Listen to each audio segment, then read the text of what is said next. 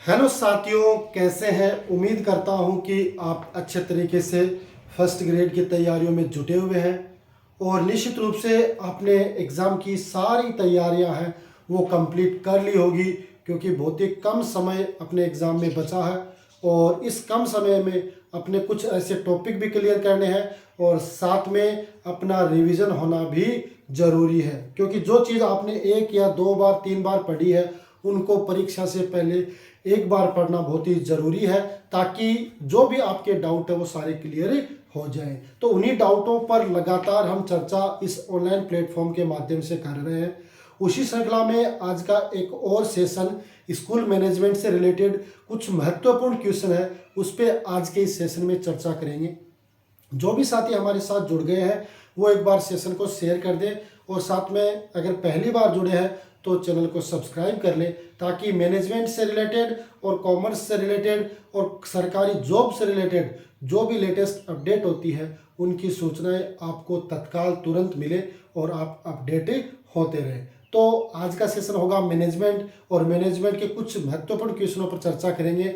ये सेशन आपको कैसा लगता है ज़रूर आप कमेंट बॉक्स में लिख के बताएं। अगर शानदार लगता है तो हम आपको एग्ज़ाम तक इतने शानदार मैनेजमेंट से रिलेटेड क्वेश्चन है वो आपको करवाएंगे, ताकि आपका मनोबल भी बढ़ेगा और निश्चित रूप से आपके क्वेश्चन भी सही होंगे। ठीक है साथियों, तो आज के सेशन को स्टार्ट करेंगे कुछ महत्वपूर्ण क्वेश्चनों के साथ जो आपके एग्जाम के लिए फायदेमंद साबित होंगे। ठीक है, तो देखो आज का सेशन सबसे पहले आपके सामने प्रश्न है, एक मैनेजमेंट का ही है ना। अपने को मैनेजमेंट के ही सारे क्वेश्चन है वो देखने को मिल रहे हैं कि क्या है। देखो इसका जवाब आपको देना है कि निम्नलिखित में से कौन सा एक शैक्षणिक प्रबंध का मुख्य तत्व नहीं है ना। तत्व है वो मैंने आपको बताए थे कि एक शैक्षणिक प्रबंध के बहुत सारे तत्व होते हैं, है ना। अगर बात करें आपका जो प्रसिद्ध अर्थशास्त्री है हेनरी फ्योल, है ना, हेनरी फ्योल की अगर बात करें तो उसने क्या दिए हैं, उसने पांच तत्व बताए हैं जिसको POCCC के रूप में इंडिकेट किया जाता है। यानी P का मतलब हो गया आपका प्लानिंग, O का मतलब होगा ऑर्गेनाइजेशन, C का मतलब हो गया आपका कमांडिंग, डायरेक्शन भी कह सकते हैं, निर्देशन दिया उसने, निर्देशन, है ना। फिर दूसरा C का है कोऑर्डिनेशन और फिर C का अर्थ है कंट्रोल। ये तो P और ट्रिपल C है। ये तो हेनरी फ्योल का जो तत्व है उसने 5 तत्व बताए हैं और 14 सिद्धांत बताए हैं। तो ये अपने को ध्यान में रखना, हेनरी फ्योल ने 5 तत्व बताए हैं और 14 सिद्धांत बताए हैं। तो इनमें से कई बार क्या होता है कि इनकी फुल फॉर्म है वो आपसे पूछ ली जाती है। तो ध्यान रखना, P का प्लानिंग, O का ऑर्गेनाइजेशन, C का कमांडिंग, C का आपका कोऑर्डिनेशन और C का आपका कंट्रोलिंग। ये हेनरी फ्योल ने बताया, है ना। अब इसके अनुसार आपको बताना है कि भाई कौन सा शैक्षणिक प्रबंध का मुख्य तत्व नहीं है। आपका नियोजन है, संगठन है, समन्वय है या ध्रुवीकरण। 2022 की स्कूल व्याख्याता एग्जाम में आया हुआ क्वेश्चन है। तो इन क्वेश्चनों के आधार पर आप अनुमान लगा सकते हो कि स्कूल मैनेजमेंट से रिलेटेड क्वेश्चन है वो आपको कैसे देखने को मिलेंगे। इसके अलावा भी इन तत्वों को अपन कार्य भी कह सकते हैं। क्या कह सकते हैं? शैक्षणिक प्रबंध के कार्य भी कह सकते हैं। शैक्षणिक प्रबंध के कार्य में मैंने आपको बताया था कि भाई कई तरीके के कार्य हैं वो शैक्षणिक प्रबंध के दौरान अपने को करने होते हैं। जैसे विद्यालय का जो नियोजन है तो प्लानिंग आ गया इसमें, विद्यालय का संगठन है तो ऑर्गेनाइजेशन आ गया, विद्यालय का डायरेक्शन कह दो या आपका कमांडिंग कह दो तो निर्देशन आ गया, ये भी इसमें शामिल है। विद्यालय के स्टाफिंग की नियुक्ति, ये भी प्रबंध जो शैक्षणिक प्रबंध है उसका कार्य है। बजटिंग, अपन बजट निर्माण करते हैं कि विद्यालय का संचालन है वो किस तरीके से करना है, तो बजट निर्माण भी शैक्षणिक प्रबंध का कार्य माना गया है ना। कंट्रोलिंग, जो आपकी प्रणाली नियंत्रण है उस पर किस तरीके से अपने को कंट्रोल करना है ना। उसी में आता आपका कोऑर्डिनेशन, किस तरीके से अपने को समन्वय करना है। उसी में आता आपका इनोवेशन, किस तरीके से अपने को नई जो विद्यालय संरचना के लिए काम करने हैं। उसी में आता आपका ऑब्जर्वेशन, है ना।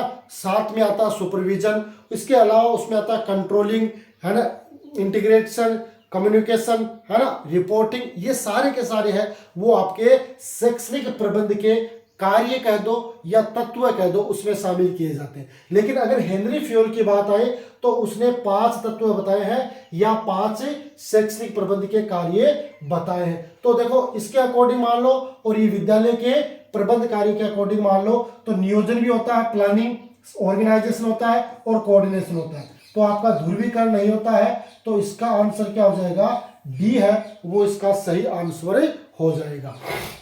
शैक्षणिक प्रबंध में ये जितने भी जो कार्य होते हैं, शैक्षणिक प्रबंध के जितने भी कार्य होते हैं, उसमें देखो पहले नियोजन होता है। नियोजन का मतलब क्या होता है कि सर्वप्रथम किसी भी काम के अपन क्या करते हैं, प्लानिंग करते हैं कि हमें ये काम ऐसे करना होता है, तो ये बताता है प्लानिंग के बारे में। फिर आपका संगठन, जो आपने प्लानिंग की है वो उस संगठन के अनुरूप कैसी है। हो सकता है अपन ने लक्ष्य बहुत ही बड़ा ले लिया हो, लेकिन संगठन की वस्तु स्थिति है वो छोटी है, तो वो काम में नहीं आएगी। तो अपनी प्लानिंग है वो संगठन के अनुरूप ही होनी चाहिए। संगठन 2 तरीके के होते हैं, एक तो होता है आपका औपचारिक संगठन और एक होता है आपका अनौपचारिक संगठन, है ना।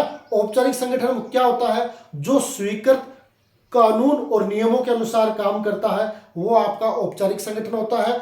और जो व्यवहारिक मानवीय संबंधों के आधार पर कार्मिकों द्वारा काम करवाया जाता है या उस व्यवस्था का संचालन किया जाता है, वो होता आपका अनौपचारिक संगठन। तो संगठन भी 2 तरीके के अपने होते हैं, ये आपको ध्यान में रखना। इसके बाद आता है निर्देशन, डायरेक्शन, क्योंकि जो आपका प्रबंध है वो उच्च स्तर से लेकर निम्न स्तर तक चलता है। यानी ऊपर का जो अधिकारी है वो अपने अधीनस्थ को आदेश देता है, उसके अधीनस्थ है वो उसको आदेश है, लगातार एक चैन श्रृंखला के रूप में काम करते हैं, तो वो डायरेक्शन है वो होना चाहिए। और इसमें जो आपका डायरेक्शन होता है उसमें मुख्य रूप से 3 प्रक्रियाएं सम्मिलित होती है। मुख्य रूप से 3 प्रक्रियाएं सम्मिलित होती है।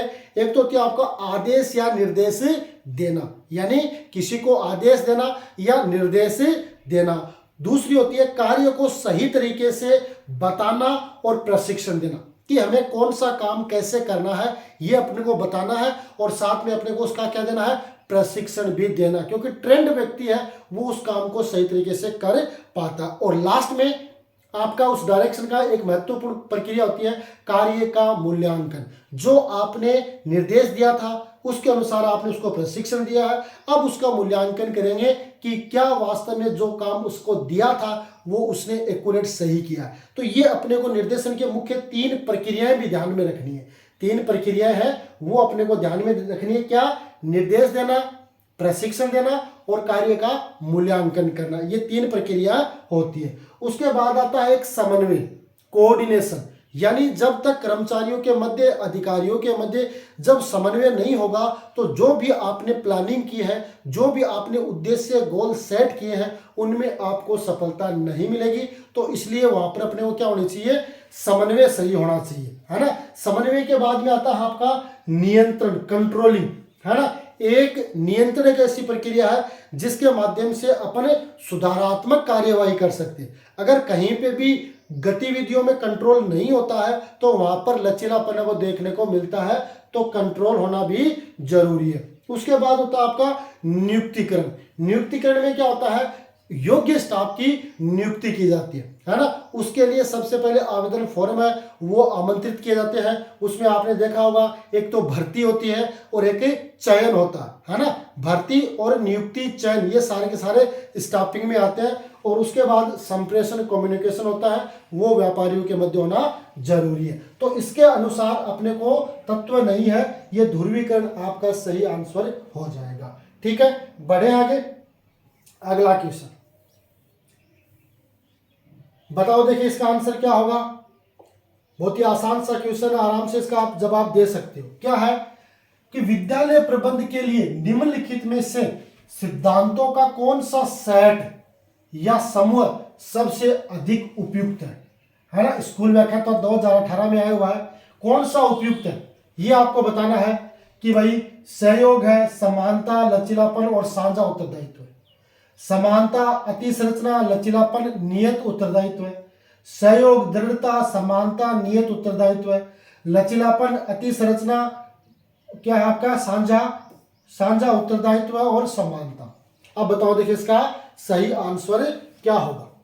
बताओ देखिए आपके अनुसार इसका सही आंसर क्या होने वाला है ना। देखो विद्यालय प्रबंधन के लिए जो आपके सिद्धांत उनकी अगर अपन बात करें तो हर चीज है वो उसमें होनी चाहिए। यानी हर चीज का मतलब क्या है, नियमों का सही सही से पालन होना चाहिए। तो विद्यालय के जो सिद्धांत उन सिद्धांतों में आपका सहयोग भी होना चाहिए, है ना। सहयोग, क्योंकि सहयोग नहीं होगा तो आप किसी भी काम को सही तरीके से नहीं कर पाओगे। तो सहयोग है वो इसमें आना है ना। समानता भी होनी चाहिए, है ना। जहां पर क्या होना चाहिए, सबके काम के प्रति क्या होना चाहिए, समानता होनी चाहिए, किसी प्रकार का कोई भेदभाव नहीं होना चाहिए। लचीलापन, जहां आवश्यकता हो वहां पर लचीलापन की भी आवश्यकता हो। और आपका जो उत्तरदायित्व तो उसको साझा, यानी साझा करके उस उत्तरदायित्व का भी अपन निर्वाह कर सकते हैं। तो इसका आंसर क्या हो जाएगा, ए है वो इसका सही आंसर हो जाएगा, है ना। ये इसका सही आंसर होगा, है ना। शैक्षणिक प्रबंध के तत्वों को अपन अलग अलग तरीके से डिवाइड कर सकते हैं। 3 तरीके से अपन शैक्षणिक प्रबंध के जो तत्व है उसका निर्धारण कर सकते हैं। शैक्षणिक प्रबंध के तत्व, है ना, इसे 3 तरीके से अपन आइडेंटिफाइड है वो कर सकते हैं। उसमें आपका पहला आता है आपका भौतिक तत्वों का प्रबंधन। जो भौतिक क्या होते हैं, भौतिक तत्वों का प्रबंधन, भौतिक तत्वों का प्रबंधन। फिर दूसरा आता है मानवीय तत्वों का प्रबंधन, मानवीय तत्वों का प्रबंधन।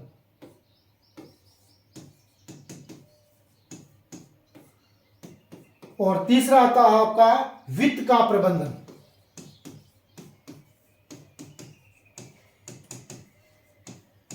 वित्त का प्रबंधन। अब देखो भौतिक में कौन कौन से होते हैं। भौतिक में फिजिकली वो होते हैं जिनको अपन देख सकते हैं, छू सकते हैं। जैसे विद्यालय का भवन है ना, वो आपका भौतिक में आएगा, है ना। फर्नीचर है वो आपका भौतिक में आएगा। आपकी लाइब्रेरी है वो आपकी भौतिक में आएगी। प्रयोगशाला है वो आपकी भौतिक में आएगी। वर्कशॉप है वो आपका भौतिक में आएगा। खेल का मैदान है, छात्रावास है ना। आपकी आईसीटी लैब वगैरह है, ये सारी की सारी किसमें आती है, भौतिक में इनको शामिल किया जाता। मानवीय प्रबंधों में जो मानव से रिलेटेड होते हैं, जैसे विद्यालय के छात्र है, विद्यालय के अध्यापक है ना।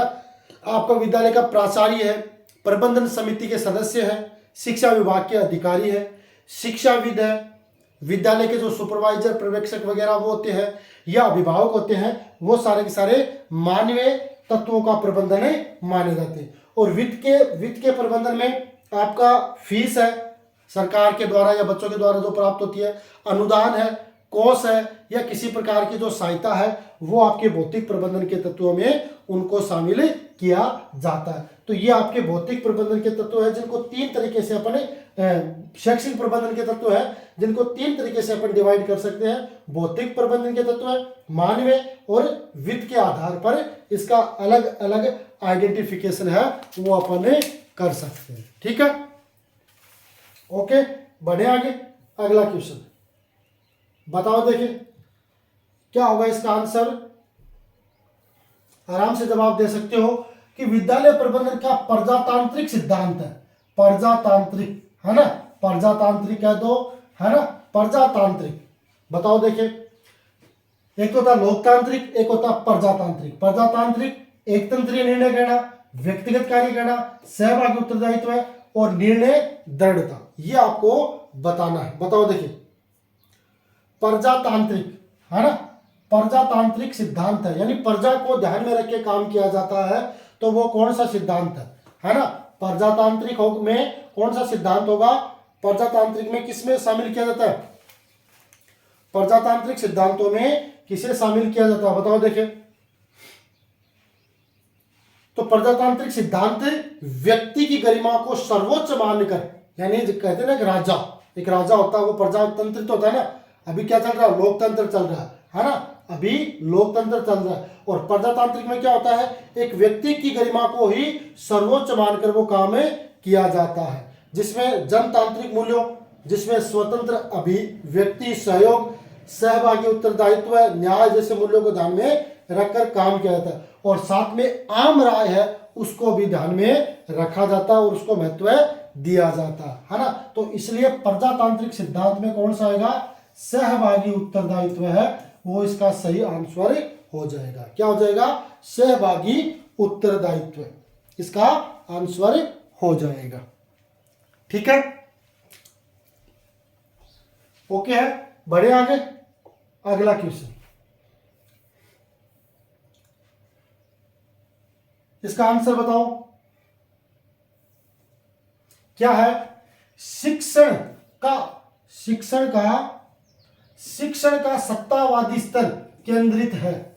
शिक्षण का सत्तावादी स्तर केंद्रित है। शिक्षक केंद्रित, शिशु केंद्रित, प्रधानाध्यापक केंद्रित, अनुभव आधारित। शिक्षण का सत्ता का मतलब क्या है, एक तरीके से पावरफुल व्यक्ति की तरह काम करना, है ना। सत्ता की अवधारणा यानी सत्ता का मतलब क्या होता है, एक व्यक्ति ही उसको काम करता, तो वो कौन सी होगी, है ना। सत्ता की अवधारणा में देखा होगा कि एक कक्षा में शिक्षक है वो सर्वोपरि होता है ना। विद्यार्थी उनकी बातें सुनते हैं और उनके सुने सुनाए जो बातें हैं उनको वो रटते हैं और फिर वो सुनाते हैं, है ना। वहां पर वो क्या होती है, सत्ता की मानी जाती है। यानी कुल मिलाकर ये जो अवधारणा है वो कुर्सी पर केंद्रित होती है। यानी शिक्षक है वो शिक्षण कार्य कुर्सी पे बैठ के करवाता है और विद्यार्थी वो मेज पे या दरी पर बैठकर वो सारी चीज है वो पढ़ते हैं, उनको याद करते हैं। शिक्षक जैसा निर्देश देता है उन निर्देशों को वो फॉलो करते हैं और उसी के अनुसार काम करते हैं, है ना। इसमें क्या बच्चों की भागीदारी कम होती है, बच्चों की भागीदारी कम होती है। क्यों, क्योंकि ये कैसे केंद्रित होती है, ये शिक्षक केंद्रित होती है।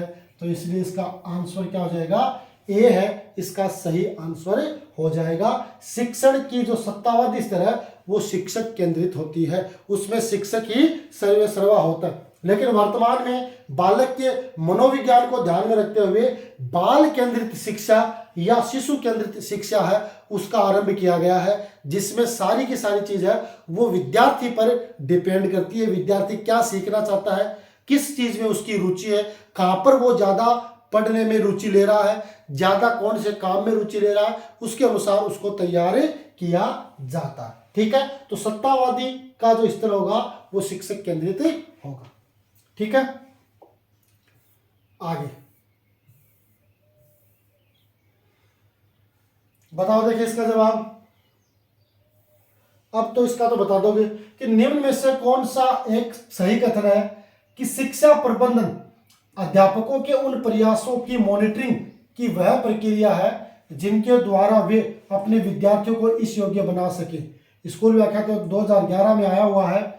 क्या है कि वे जीवन में अच्छा व्यवसाय का स्तर प्राप्त कर सके, वे अच्छे अंक और अच्छी ग्रेड से परीक्षा में सफल हो सके, वे वह ज्ञान प्राप्त कर सके जो उन्हें पूर्व में प्राप्त नहीं था, वे देश के उपयोगी नागरिक बन सके, वे देश के उपयोगी नागरिक बन सके। अब इसमें मॉनिटरिंग की जो प्रक्रिया उसमें अपने विद्यार्थियों को योग्य बनाना हो सके, है ना। इसके लिए अध्यापक है वो शिक्षा प्रबंधन में क्या प्रयास करता है, तो इसके अनुसार आपको आंसर देना है। आराम से आप इसका आंसर दे सकते हो, कहीं कोई दिक्कत नहीं है। इसका आंसर हो जाएगा आपका डी कि वे देश के उपयोगी नागरिक बन सके, है ना।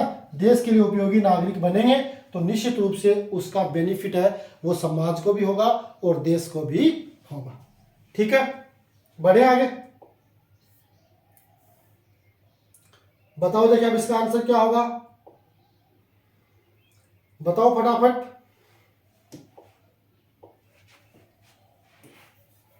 फटाफट बताओ देखिए, है ना। शैक्षणिक प्रबंधन में जो आपका पोस्ट कॉर्ब है क्या है, शैक्षणिक प्रबंधन में जो आपका पोस्ट कॉर्ब है ना। शैक्षणिक प्रबंधन और प्रशासन के लिए लूथर गुलिक द्वारा प्रदत्त सूत्र पोस्ट कॉर्ब, है ना, में अक्सर डी का अर्थ क्या होता है ना। तो ये मैंने आपको डी के बारे में बता दिया था और पहले भी बता दिया था। POSDCORB,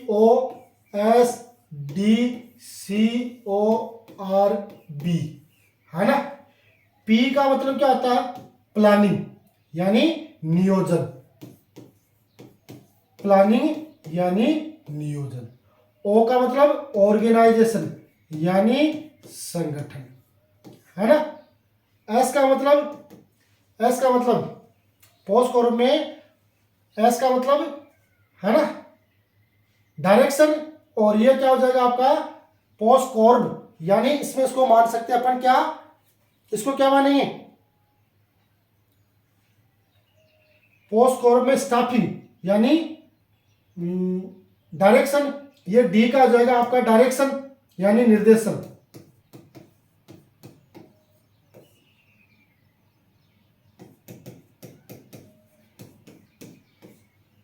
सीओ का हो जाएगा आपका कोऑर्डिनेशन।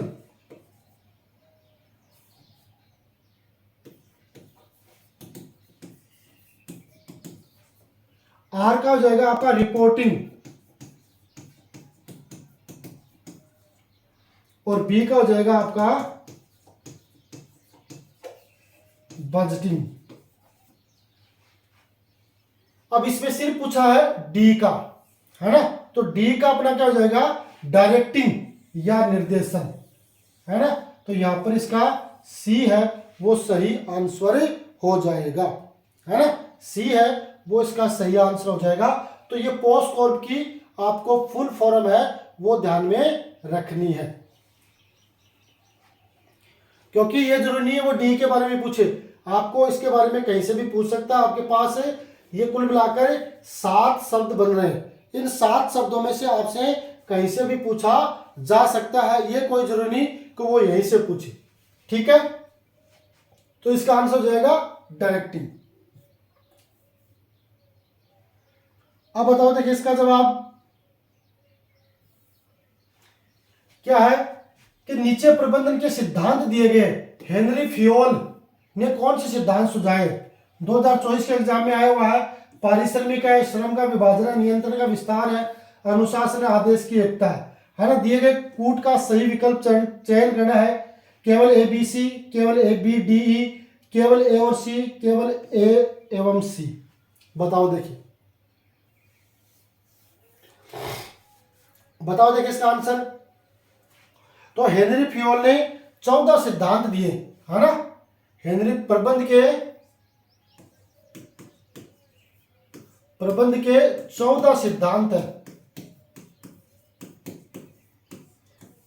किसके? हेनरी फियोल की।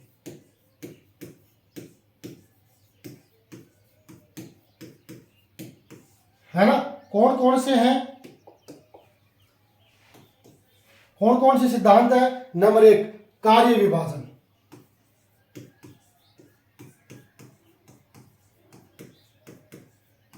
नंबर 2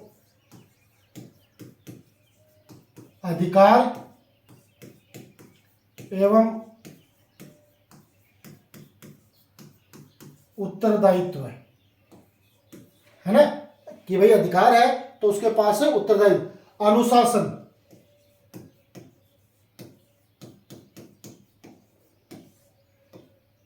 चौथा आदेश की एकता,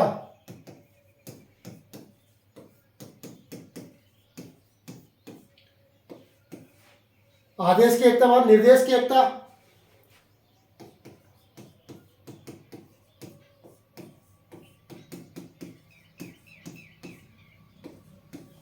निर्देश की एकता के बाद व्यक्तिगत हित की तुलना में सामान्य हित, व्यक्तिगत हित की तुलना में सामान्य हित, ठीक है। इसके बाद पारिश्रमिक,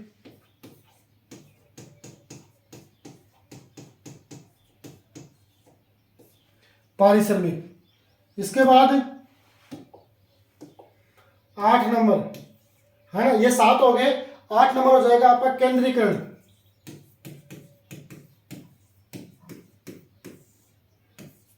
9 नंबर हो जाएगा आपका कौन सा होगा? स्केलर श्रृंखला,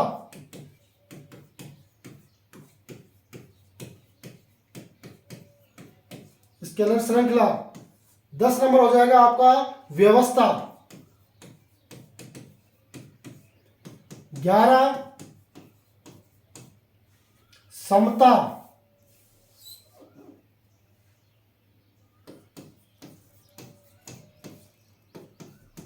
11 समता के बाद 12 कार्मिकों के कार्यकाल का स्थायित्व।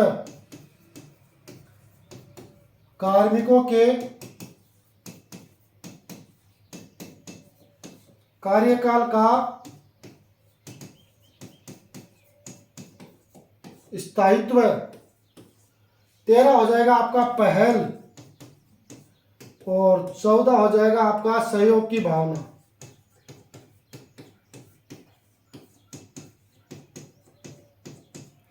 ये प्रबंध के 14 सिद्धांत है, वो किसने दिए हैं? हेनरी फ्योल ने दिए हैं। 5 उसने तत्व बताए हैं, पी और ट्रिपल सी, तो ये भी अपने को ध्यान में रखना है। और प्रबंध के 14 सिद्धांत है, ये भी अपने को पता होने चाहिए, क्योंकि इन सिद्धांतों में से ही, जैसे इसमें आपको 3 या 4 दे रखे हैं, उसमें से सही या गलत आपसे पूछ सकता है।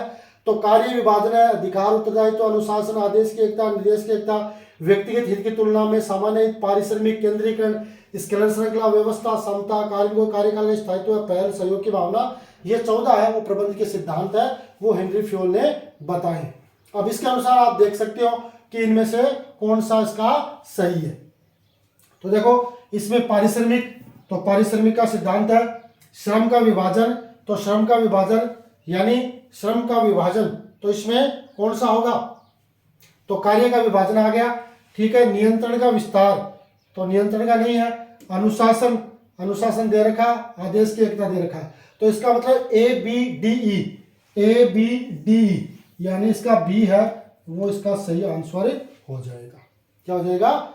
इसका सही आंसर क्या हो जाएगा? ए बी डी, यानी पारिश्रमिक, श्रम का विभाजन, अनुशासन और आदेश की एकता है, ये प्रबंध के सिद्धांत है, वो हेनरी फ्योल ने बताए हैं। वैसे तो हेनरी फ्योल ने प्रबंध के 14 सिद्धांत बताए हैं, इन 14 सिद्धांतों को आपको ध्यान में रखना है। ठीक है, ओके, बढ़े आगे। अगला क्वेश्चन,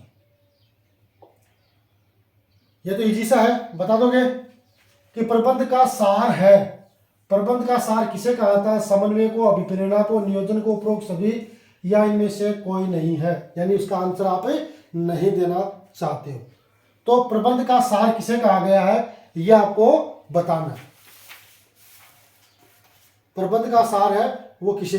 तो प्रबंध का सार है वो समन्वय को कहा गया है, तो ए है, यहां पर सही आंसर हो जाएगा। प्रबंध की कुछ विचारधाराएं भी प्रचलित है। प्रबंध की विचारधारा,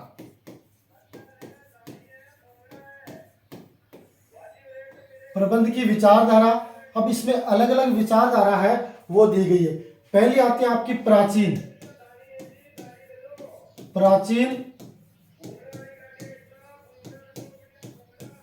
प्राचीन विचारधारा। दूसरी आती है आपकी मानव से संबंधित, मानव विचारधारा।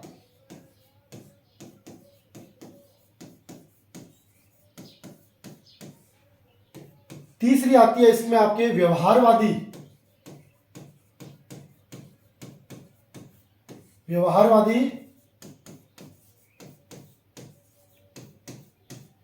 विचारधारा। और उसके बाद आती है आपकी व्यवस्था विचारधारा।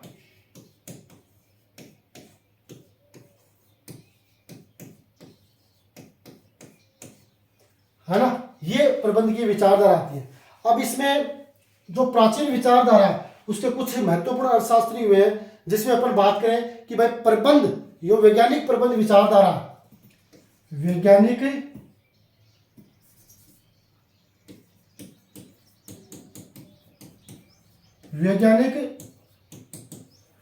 प्रबंध विचारधारा, इसका प्रवर्तक है वो किसको माना जाता है? टेलर को। वैज्ञानिक प्रबंध विचारधारा का प्रवर्तक किसे माना जाता है? टेलर को, है ना। प्राचीन विचारधारा में ही है, प्राचीन विचारधाराओं में ही इनको शामिल किया गया। इसके अलावा इसी में आती है प्रशासनिक प्रक्रिया, प्रशासनिक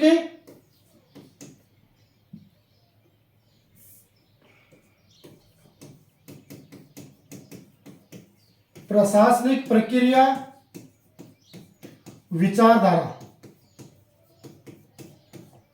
प्रशासनिक प्रक्रिया विचारधारा, इसके लिए हेनरी फ्योल को माना जाता है।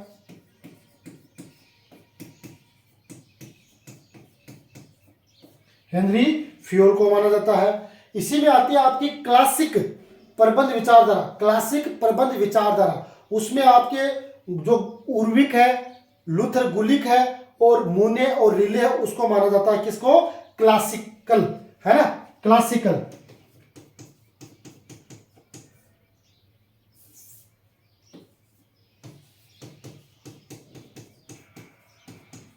क्लासिकल विचारधारा है, उसमें आपका उर्विक, उसमें आपका लूथर गुलिक, उसमें आपका मूने और रिले है, वो शामिल किया जाता है क्लासिक में। और एक आती है नौकरशाही विचारधारा, उसमें आता है मैक्स वेबर, वो आपकी नौकरशाही विचारधारा के प्रवर्तक है। मानव विचारधारा के एल्टन मेयो है, वो मानव विचारधारा के प्रवर्तक है। व्यवहारवादी विचारधारा के मेरी पार्कर फोलेट,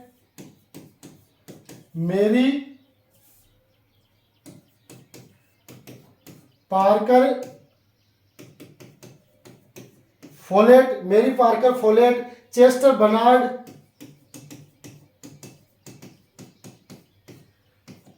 बर्नार्ड है, और ये आपके व्यवहारवादी विचारधारा के प्रवर्तक है, वो माने जाते हैं, है ना। तो ये कुछ प्राचीन विचारधारा है जिसको अपने को ध्यान में रखना है। जो प्राचीन विचारधारा है उसमें एक तो वैज्ञानिक प्रबंध विचारधारा जिसका टेलर है, प्रशासनिक प्रक्रिया विचारधारा जिसके हेनरी फ्योल है, क्लासिकल विचारधारा जिसके गुथर, है ना, उर्विक और रिले और मूने है, और एक आपकी नौकरशाही विचारधारा जिसके मैक्स वेबर है। इसमें मानव विचारधारा के एल्टन मेयो है, व्यवहारवाद विचारधारा के मेरी पार्कर फोलेट और चेस्टर बर्नार्ड है, इनको इसमें शामिल किया गया है।